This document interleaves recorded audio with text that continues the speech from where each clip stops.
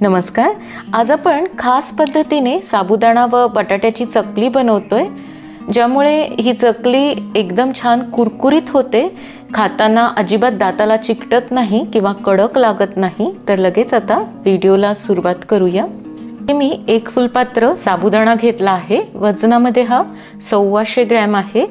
तर हा साबुदाणा आता आपल्याला भिजवून घ्यायचा आहे. तर एका भांड्यात घालूया आणि याला 2 वेळेस हाताने चांगलं चोळून धुवून घ्यायचं आहे. साबुदाणा मी इथे धुवून घेतला आहे.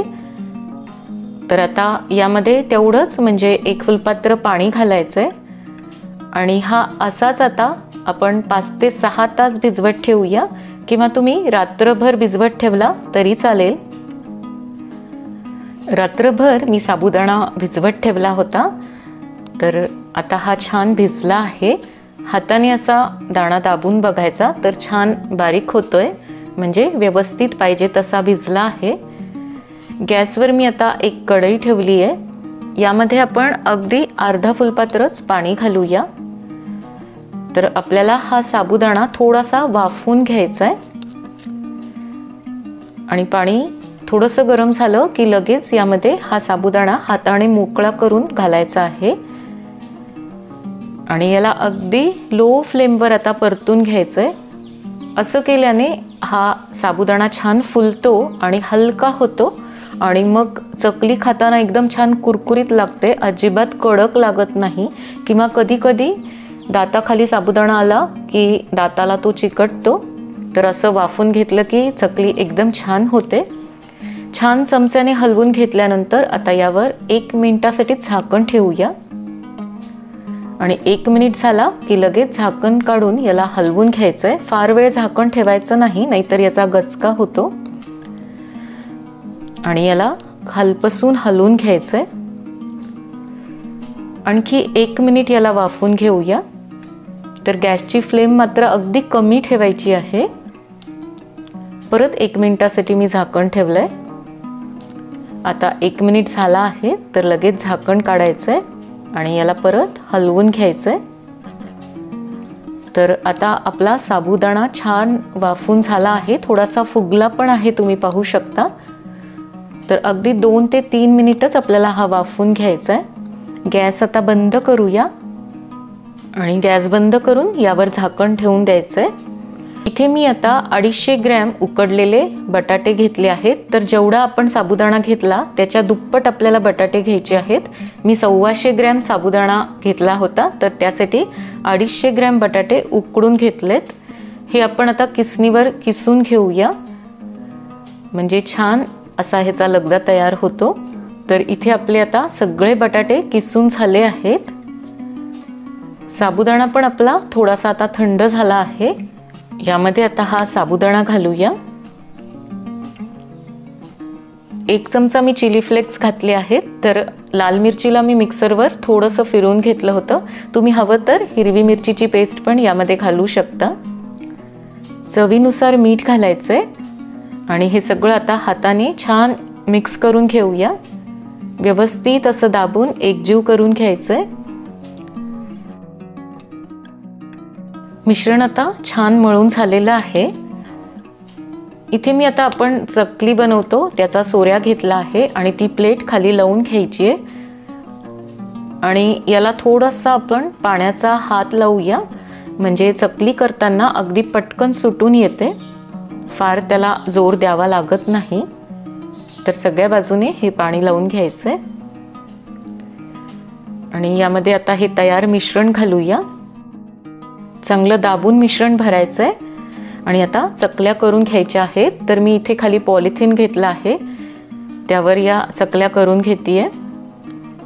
तर जास्त याचे वेडे घ्यायचे नाहीत, कारण फुलल्यावर या खूप मोठ्या होतात. तर थोड्या छोट्याच घालायच्या आहेत.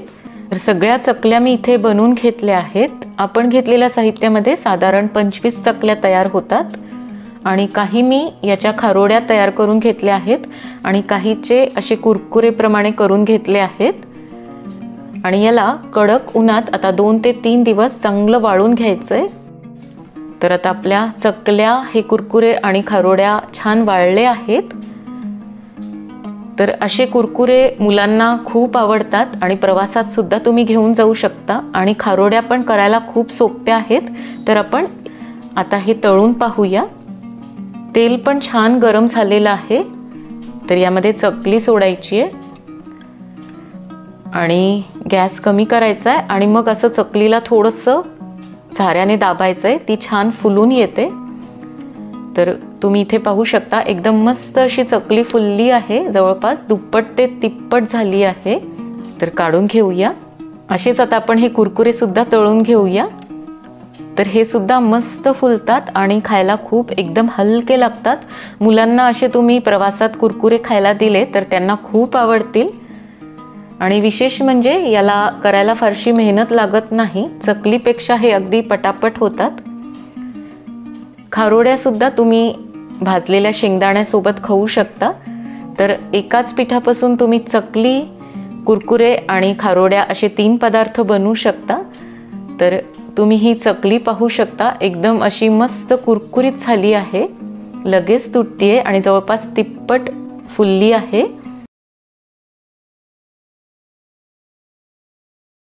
हे पापड करण्यासाठी इथे मी 1 फुलपात्र म्हणजे 150 ग्रॅम साबुदाणा घेतला आहे. तर तो एका भांड्यात घालूया आणि या साबुदाण्याला आता 2 वेळेस पाण्याने धुवून घ्यायचं आहे. साबुदाणा मी धुवून घेतला आहे. यामध्ये आता स्वच्छ वरून पाणी घालूया. तर साबुदाणा बुडेल इतपत यामध्ये पाणी घालायचं आहे. अगदी थोडंसं वर ठेवायचं आहे. आता याला कमीत कमी 5 ते 6 तास भिजवत ठेवायचं आहे. तर मी झाकण ठेवून हा रात्रभर भिजवून घेणार आहे म्हणजे एकदम छान भिजतो. तर रात्रभर मी इथे साबुदाणा भिजवून घेतला आहे. हा आता चमच्याने आपण मोकळा करून घेऊया. एकदम दाणा असा फुलला आहे. मस्त मोत्यासारखा दिसतोय. हाताने असा हा दाणा दाबून बघायचा. असा छान दबल्या जातोय म्हणजे व्यवस्थित आपला साबुदाणा भिजलेला आहे. जर तुमचा साबुदाणा असा भिजला नाही तर मग त्यामध्ये थोडंसं पाणी घालून अजून थोड्या वेळ साबुदाणा भिजवून घ्यायचा. आता एका भांड्यामध्ये आपण या फुलपात्राने ज्याने आपण साबुदाणा घेतला होता त्याने 5 फुलपात्र पाणी घालायचं आहे. तुम्ही कुठलीही एखादी वाटी किंवा ग्लास घेऊन त्याप्रमाणे सर्व मापं घेऊ शकता. तर यामध्ये आता मी 5 फुलपात्र पाणी घातलंय. आता हे भांडं आपल्याला गॅसवर ठेवायचं आहे आणि याला एक उकळी काढायची आहे. तोपर्यंत आपण बटाटे किसून घेऊया. तर इथे मी 2 बटाटे घेतले आहेत. याचं साल काढून घ्यायचं आहे. तर बटाटे घातल्यामुळे हे साबुदाण्याचे पापड चवीला एकदम छान लागतात. आता हा बटाटा आपण किसणीवर किसून घ्यायचा आहे. तर जी मोठी बाजू असते त्यानेच मी किसून घेते म्हणजे हा किस पापडामध्ये एकदम छान दिसतो. आणि किसून घेतल्यानंतर याला पाण्यात घालायचं आहे म्हणजे हा काळा पडत नाही. आता आपल्या पाण्याला पण छान उकळी आली आहे. तर यामध्ये हा साबुदाणा घालायचा आहे आणि चमच्याने याला हलवून घ्यायचं एकदा. आणि आता मीडियम फ्लेमवर याला छान शिजून घ्यायचं आहे. एक 5 ते 7 मिनिटानंतर तुम्ही पाहू शकता हा साबुदाणा असा छान फुलला आहे आणि वर पण आलाय. आता मात्र गॅसची फ्लेम लो टू मीडियमच्या मध्ये ठेवायची आहे आणि याला अधूनमधून हलवायचं आहे म्हणजे हा बुडाला लागणार नाही. एकदम मस्त असा ट्रान्सपरंट झाला आहे. आता साधारण 10 ते 12 मिनिट झाली आहेत. तर यामध्ये आपण हा बटाट्याचा किस घालूया. तर किस घालताना तो असं पिळून घालायचा आहे. याचं पाणी सगळं काढून टाकायचं आहे आणि याला 4 ते 5 मिनिट आता शिजवून घ्यायचं आहे. आधी जर आपण बटाट्याचा किस घातला तर तो फार गाळ शिजतो आणि मग पापडात किस उठून दिसत नाही. त्यामुळे आपण या स्टेजला घातलाय. मीडियम फ्लेमवर आता हा आपण शिजवून घेऊया. तर साधारण 5 मिनिट झाली आहेत. यामध्ये आता आपल्याला लाल मिरची घालायची आहे. तर मी मिरचीला मिक्सरवर फिरून घेतलंय. तर 1 टीस्पून हे चिली फ्लेक्स घातलेत. थोडेसे जिरे घालायचेत. चवीनुसार मीठ घालूया आणि याला परत मिक्स करून आता आणखी 2 ते 3 मिनिट शिजवून घ्यायचं आहे. तुम्ही लाल मिरचीच्या ऐवजी इथे हिरवी मिरची पण वापरू शकता. आणि लाल मिरची घातली तर शेवटी घालायची आहे, म्हणजे रंग पापडाचा फार लाल होत नाही. तर हे आपलं मिश्रण आता शिजतच आलंय, असं झालेलं आहे. तर आणखी थोड्या वेळ ह्याला शिजून घेऊया. गॅसची फ्लेम आता अगदी मंद ठेवायची आहे. तर हे मिश्रण आपल्याला फार पातळ ठेवायचं नाही, थोडं घट्टसरच करून घ्यायचं आहे. आता 2 ते 3 मिनिट झाली आहेत. तर आपलं मिश्रण एकदम व्यवस्थित शिजलंय. तुम्ही पाहू शकता, एवढंच घट्ट आपल्याला ठेवायचं आहे, फार पातळ ठेवायचं नाही. साधारण मी ह्याला 20 मिनिट शिजून घेतलंय.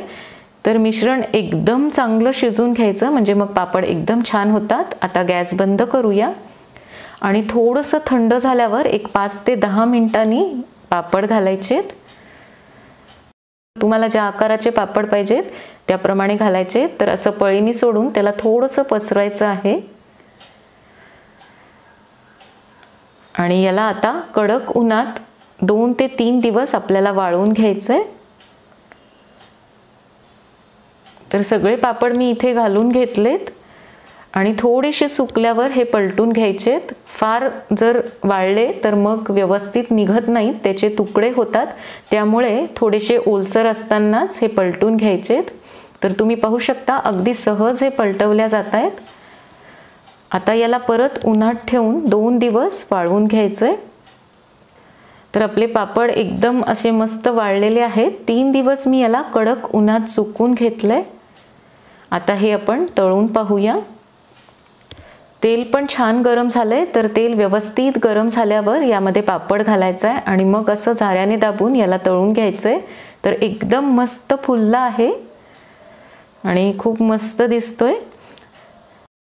तर हे साबुदाण्याचे पापड करायला खूप सोपे आहेत. मिश्रण चांगलं 20 मिनिट तरी शिजवून घ्या आणि मी व्हिडिओत दाखवलंय त्याप्रमाणे घट्ट झालं की मग गॅस बंद करा. तुम्हाला थोडाफार वेळ कमी जास्त लागू शकतो आणि अर्धवट सुकल्यावर त्याला पलटून घ्या, म्हणजे पापडाला तडे जात नाहीत. आणि तुम्ही पाहू शकता हा पापड किती फुलला आहे, ते जवळपास तिप्पट झाला आहे आणि चवीला तर खूपच अप्रतिम असे लागतात.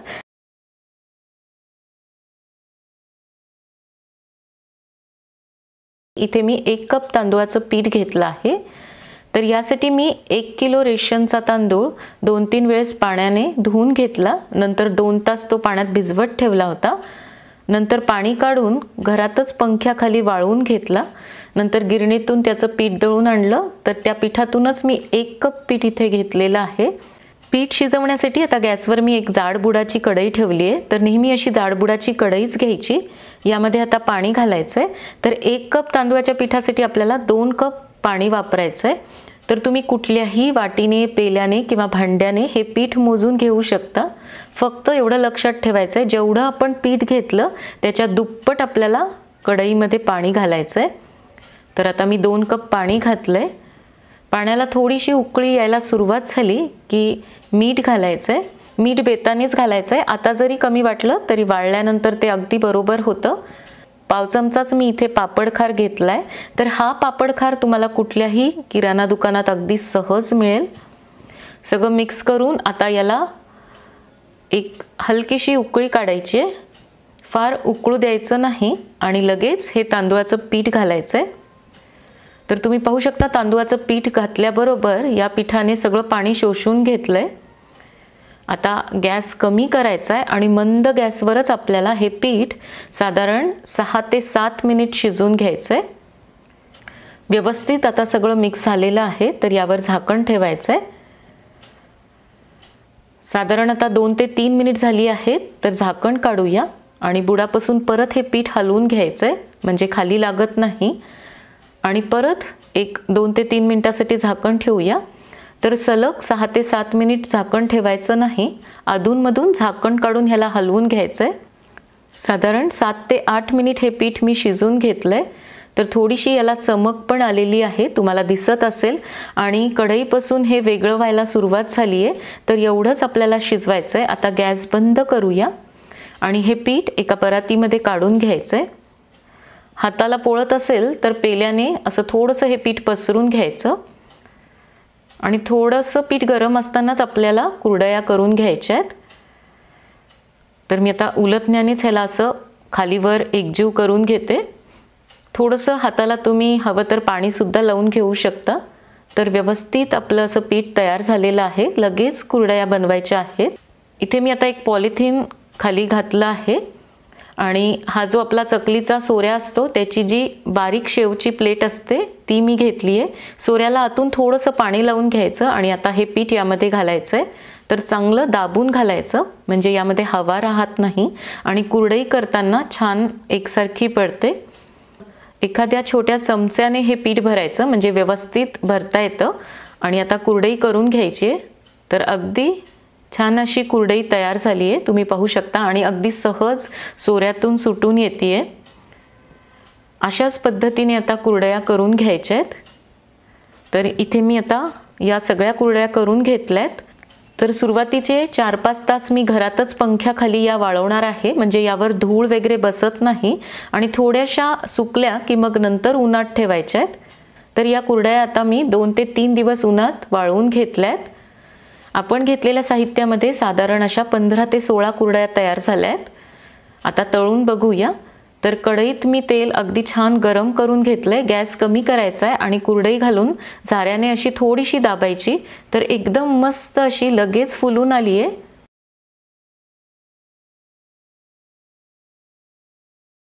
इथे मी 2.5 कप बाजरी घेतली आहे. वजनामध्ये ही अर्धा किलो बाजरी आहे. तर याला मी छान निवडून पाखडून घेतला आहे. आता या बाजरीला 2 ते 3 वेळेस आपल्याला पाण्याने स्वच्छ धुवून घ्यायचं आहे. तर हाताने चांगलं चोळून धुवायचं आहे म्हणजे यात काही माती कचरा किंवा बाजरीचे जे बोंड असतात वरचे ते पण निघून जातात. तर असं व्यवस्थित चोळून धुवायचं आहे. आता इथे मी बाजरी धुवून घेतली आहे. यामध्ये वरून स्वच्छ पाणी घालूया. तर भरपूर बाजरी बुडेल इतपत पाणी यामध्ये घालायचं आहे. आणि ही बाजरी आता अशीच आपण 10 ते 12 तास भिजवत ठेवूया म्हणजे बाजरी छान भिजते. आता 12 तास झाले आहेत. तर बाजरी आपली छान भिजली आहे. याचं वरचं पाणी आता आपण काढून टाकूया आणि ही एका चाळणीवर घालायची आहे. तर इथे मी खाली एक भांडं ठेवलं आहे आणि त्यावर चाळणी ठेवली आहे. यावर ही बाजरी घालूया म्हणजे यातलं पाणी खाली सगळं निथळून जाईल आणि वर बाजरी राहील. तर आता ही बाजरी आपल्याला अशीच थोड्या वेळ ठेवून द्यायची आहे. आता आपली बाजरी थोडी सुकली आहे म्हणजे माझ्या हाताला थोडा ओलसरपणा जाणवतोय. तर आपल्याला अशीच बाजरी पाहिजे. आता ही एका सुती कपड्यावर घालूया आणि आपण जसं मटकी किंवा मुगाला मोड आणून घेतो त्याप्रमाणेच याला कपड्यात बांधून ठेवायचं आहे. आणि आता हा कपडा आपण चाळणीत ठेवूया आणि त्यावरून झाकण ठेवायचं आहे. तर मी खालीसुद्धा असं भांडं ठेवलं आहे किंवा तुम्ही वरून ताटलीच्या ऐवजी एखादा कपडा पण झाकू शकता आणि याला उबदार ठिकाणी ठेवायचं म्हणजे मोड छान येतात. आता 10 तास झाले आहेत. तर तुम्ही पाहू शकता या बाजरीला थोडे मोडसुद्धा आले आहेत. मी एका ताटातही काढून घेते म्हणजे तुम्हाला चांगलं दिसेल. तर मोड येणं आवश्यक नाही पण असे मोड आले म्हणजे मग बाजरीच्या कुरडया खायला छान लागतात आणि पचायला पण हलक्या होतात. बरेच जण बाजरी आंबून घेतात म्हणजे पीठ आंबून घेतात किंवा बाजरीला थोडंसं ओलं करून घेतात आणि मग मिक्सरमधून त्याचं पीठ तयार करून घेतात. पण असं मोड आणून घेतलं म्हणजे बाजरीच्या कुरडया एकदम हलक्या होतात. मी तुम्हाला अगदी जवळून दाखवते. आता ही बाजरी आपल्याला मिक्सरमधून फिरून घ्यायची आहे म्हणजेच याचं पीठ तयार करून घ्यायचं आहे. तर 2-3 बॅचेसमध्ये मी हे पीठ तयार करून घेणार आहे. आणि ही बाजरी घातल्यानंतर आता याला मिक्सरच्या डाव्या बाजूला पल्स मोडवर बंद चालू करत फिरून घ्यायचं आहे.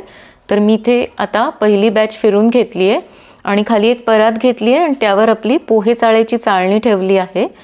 त्यावर हे पीठ घालून आता आपल्याला चाळून घ्यायचं आहे. आणि आपला रवा कसा असतो म्हणजे उपम्याचा त्याप्रमाणे आपल्याला हे पीठ तयार करून घ्यायचं आहे. फार बारीकही करायचं नाही आणि फार जाडही ठेवायचं नाही. फार बारीक पीठ ठेवलं तर मग कुरडया कडक होतात आणि फार जाड ठेवलं तर कचकच लागते.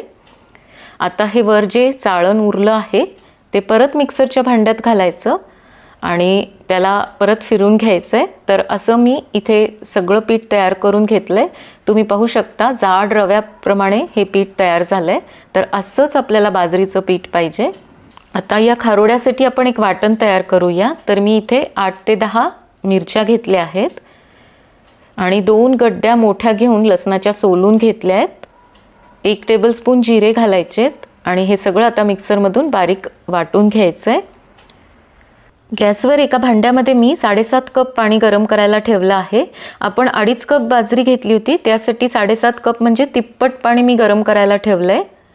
पाण्याला आता छान उकळी आली आहे, तर यातलं 1.5 कप पाणी आपण बाजूला काढून ठेवूया आणि गरज पडली तर नंतर घालायचं आहे. या पाण्याला चांगली उकळी आली आहे, तर यामध्ये चवीनुसार मीठ घालायचं आहे आणि आपण जे मिक्सरमधून मिरची, लसूण आणि जिऱ्याचं वाटण तयार करून घेतलं आहे ते घालूया. थोडीशी बारीक चिरलेली कोथिंबीर घालायची आहे आणि हे सगळं आता चमच्याने मिक्स करून घ्यायचं आहे. आणि यामध्ये आता पीठ घालायचं आहे बाजरीचं. तर असं एका हाताने पीठ सोडायचं आणि दुसऱ्या हाताने चमच्याने हे पीठ हटून घ्यायचं आहे. आपण ज्याप्रमाणे पिठलं हटून घेतो त्याचप्रमाणे एका हाताने पीठ घालायचं आहे आणि दुसऱ्या हाताने चमच्याने हे पीठ असं हलवून घ्यायचं आहे, म्हणजेच हटून घ्यायचं आहे. तर सगळं पीठ मी आता घालून घेतलं आहे आणि गॅस अगदी लो फ्लेमवर ठेवला आहे आणि चमच्याने याला सतत अधूनमधून हलवायचं आहे, म्हणजे हे बुडाला लागत नाही. यामध्ये आता तीळ घालूया आणि याला चांगलं शिजून घ्यायचं आहे. गॅसची फ्लेम फार मोठी ठेवायची नाही, अगदी लो टू मीडियमच्या मध्येच ठेवायची आहे. आणि थोडंसं पीठ घट्ट झालं की मग मात्र सतत यावर लक्ष ठेवायचं आहे आणि चमच्याने हलवायचं आहे, कारण पीठ जसं जसं घट्ट होतं तसं बुडाला खाली लागण्याची शक्यता जास्त असते. साधारण 15 ते 20 मिनिट हे पीठ शिजायला लागतात. तर तुम्ही पाहू शकता पीठ बऱ्यापैकी घट्ट झालं आहे आणि मला असं चमचा फिरवताना हाताला जड लागतंय. असं जड लागलं आणि पीठ घट्ट झालं की समजायचं की आपलं पीठ व्यवस्थित शिजलेलं आहे. हे शिजायला साधारण 20 मिनिट लागली आहेत. आता गॅस बंद करूया आणि हे भांडं खाली काढून घ्यायचं आहे आणि थंड झाल्यावर मग खारोड्या घालून घ्यायच्या आहेत. तर एका परातीमध्ये हे मी पीठ काढून घेतलं आहे आणि बाजूला एका वाटीत पाणी घेतलं आहे. तर हाताला थोडंसं पाणी लावून घ्यायचं आणि मग या खारोड्या सोडायच्या. तर इथे प्लेटला सुद्धा मी तेल लावून घेतलं आहे, तुम्हाला दाखवण्यासाठी मी प्लेटमध्ये घालते आहे आणि नंतर पॉलिथिनवर घालणार आहे. तर आता व्यवस्थित पीठ थंड झालेलं आहे आणि पटापट अशा या खारोड्या घातल्या जात आहेत. इथे मी आता थोडेसे शेंगदाणे भाजून सोलून घेतले आहेत, तर ते मी या पिठात घालणार आहे. तर काही खारोड्या मी अशा शेंगदाण्याच्या घालणार आहे, तर दुसऱ्या एका छोट्या प्लेटमध्ये मी या घालून घेते. तर अशा शेंगदाणा घातलेल्या खारोड्या पण खायला खूप छान लागतात. या तुम्ही अगदी नुसत्यासुद्धा खाऊ शकता, याला तेल तिखट मीठ लावण्याची पण आवश्यकता नाही. तर दरवर्षी मी अशा पण काही बनवते. आता या आपण कडक उन्हात वाळून घेऊया. 2 दिवस मी या खारोड्या आता छान उन्हात वाळून घेतल्या आहेत. तर छान वाळल्या आहेत, तुम्ही पाहू शकता. उन्हाळ्यात अशा खारोड्या करून ठेवल्या की मग दुपारच्या वेळेस आपल्याला कैरी, कांदा किंवा तिखट मीठ लावून त्या खाता येतात. आणि वरण भात, खिचडी केली की आमच्याकडे या तळून केल्या जातात. तर तुम्ही सुद्धा यावर्षी जरूर अशा पद्धतीने करून पहा. खूप हलक्या व छान झाल्या आहेत चवीला. आणि केल्यानंतर कशा झाल्या ते पण मला कमेंट करून अवश्य कळवा. लवकरच भेटूया पुढच्या व्हिडिओमध्ये. तोपर्यंत मस्त खा आणि मस्त रहा.